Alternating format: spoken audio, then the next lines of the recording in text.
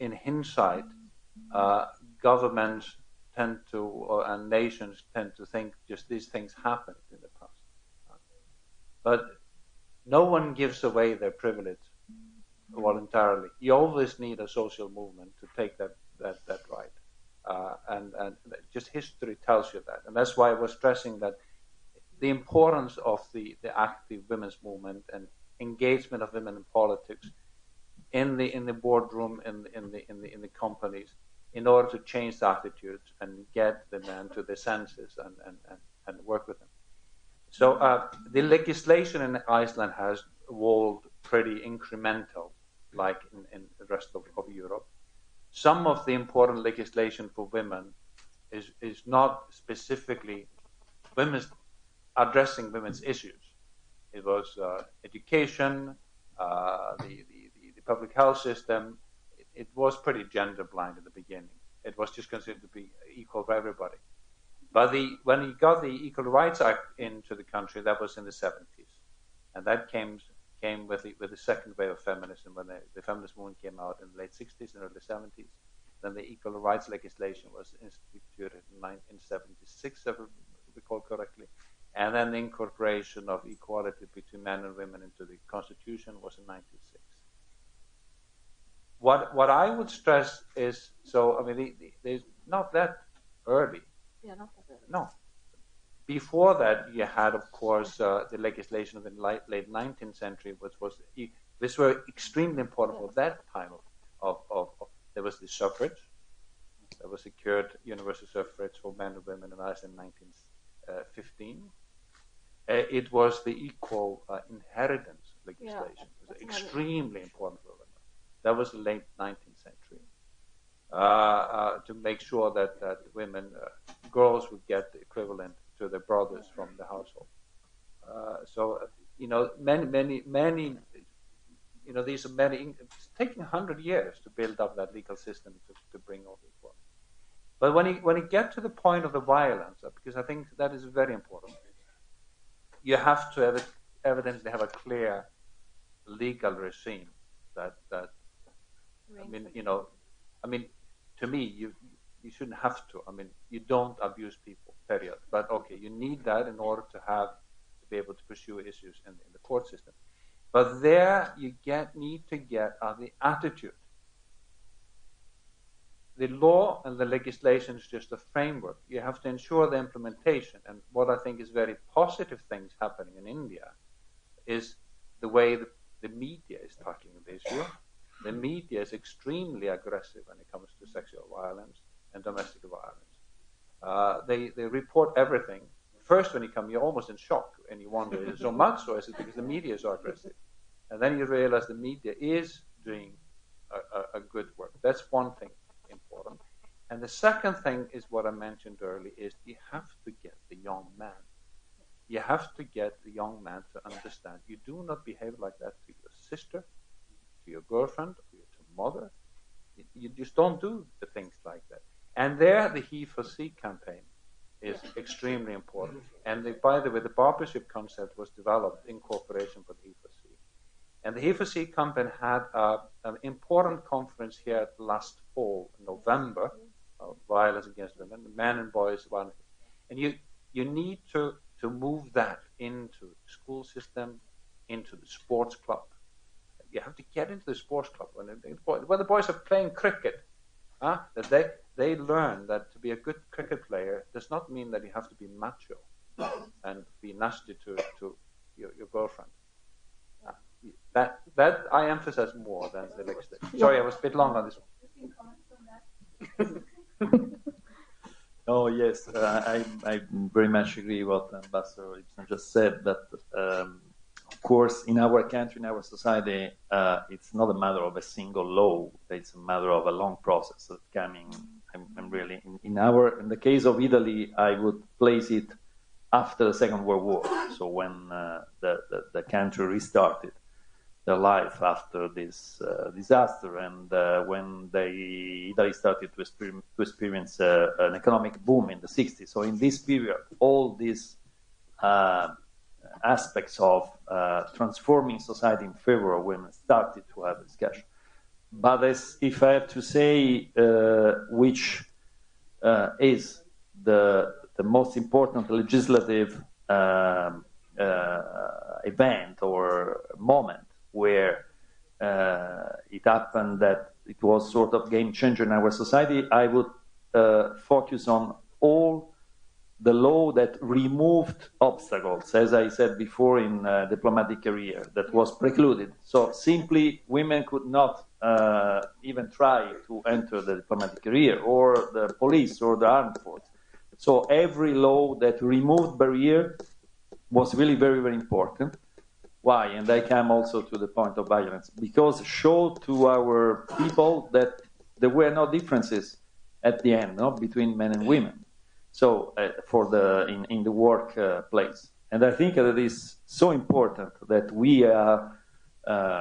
We get to learn that there are no differences between men and women, thanks to the fact that now women are included in all the profession in our country. So this, for me, was absolutely the most important thing to foster the presence, or a better presence of women in society. And we are, by the way, a society where we have a number of violence against women. So this is very sad, but it's still happening. It's still happening also with some worrisome figures.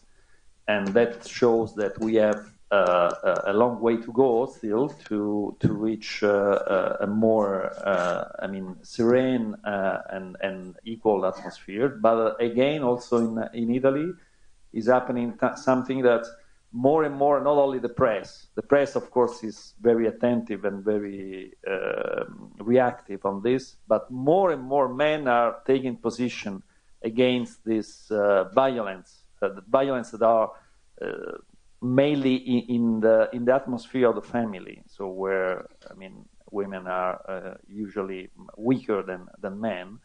And there are more and more public position made by influential men in Italy that every time there's something happened that they really stigmatized what happened in favor of the women. That, I think that is another very important aspect to do. So men that take the part of women in such a very sad situation that happens still also in Italy. I think Indian media also took its cue as far as what the press did with Berlusconi in your country. Well, okay. Allow me not to talk of Mr. Berlusconi. Absolutely. Yeah. Any more questions? Thank you. Just one remark on the historic events. I'm a historian by training, right? So we always try to simplify things, right, and find that one point that happened and changed everything, in the future, or trigger the process. And in Austria, I could say with quite some confidence that all the debate about the equal treatment of women started in the late 60s, early 70s with the abortion debate. The abortion debate was the crucial game changer where women came out in force and said, listen, this is my decision. I do not ask my father. I do not ask my husband. I do not ask a doctor if I may or may not abort a child, but this is my decision. And then this was the game changer, which made the whole of society start thinking about the rights, responsibilities, and liberties that we thought were equally distributed, and realized only that they were not. That despite the legal situation being a fairly equal one, and inheritance laws and things like that, like having been changed in the late 19th century to treat women equally. But there were a lot of de facto barriers, like going to university, required the consent of the husband or the father. Taking a job required the consent of the husband or the father. So all these obstacles, as you said, were removed. But the crucial, I think, event was the abortion debate. From then on, the debate developed in a completely different direction. You mentioned CEDAW, which is a crucial piece of international legislation, but we were pretty much already at the forefront of that discussion when it came about in the 90s. So that's my assessment of things. But violence and domestic violence that actually even came later than that. That was only in the 90s that there was enough awareness to get to a legislative process in that. Thank you. Here, I'd just like to share that in India, if you see our traditional laws, they were extremely skewed, all the religions, because that's how inheritance and personal. But we were very lucky that in 1947 and with the adoption of the Constitution in 1950, it guaranteed equality in all fields for all religions, gender, and so India has very progressive laws. We've had some legislation, especially for Hindu undivided family. That was the most recent one where then women were given a share in the inheritance property. But otherwise, we have very progressive laws. The thing is that societally, still it is considered for women, a little greedy on part of women to ask for the inheritance. It's true, and we still have debates. Mostly the women waive off the rights to the family property. They sign a paper giving it to their brothers. Yeah, very true. Still, culturally, that is very much part of the thing. But anyway, we have a lot of questions, but let me, we can do about 10 minutes, I think. Okay, I'll just ask a quick question to the Italian ambassador.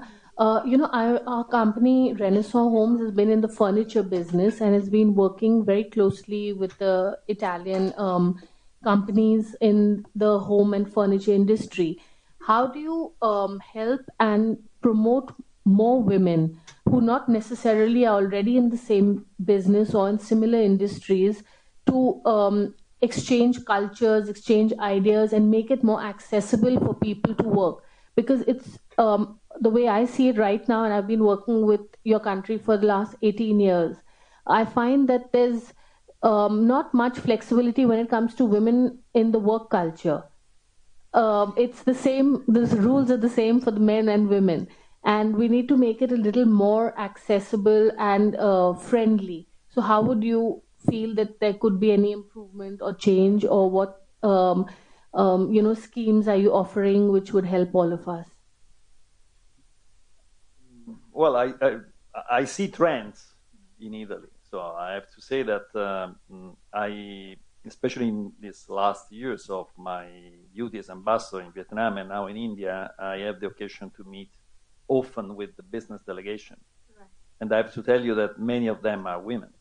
Yes. So, and I see also that women are now part of what we call the second and the third generation in Italy. So we have this first generation of the economic boom I was referring before in the 60s, and the second now is the third one. And in the third generation, the level of women is decisively increased. It's much more increased. And I think there is something happening. I mean, there are no particular scheme apart of what I was referring before, but there's something happening in the business in our society that it's now, I will tell you, it's for us absolutely normal to have relation with business women or with businessmen. This is absolutely, now entered in our society. So if it could be strange to play football against women, as I told before, and not to feel a little bit macho, or as Mr. Ibsen was referring. But now, in the business, I would say the business is definitely there. So and just like making the laws a little more flexible or accessible, like whether it's people who want to get, like, say, a small thing. I've never had personally an issue, but in general, like, say, visas or appointments with similar trade delegations, and not necessarily only when people visit here, but even when people from our country go there. So it's a little more easy, because sometimes everybody in Italy stays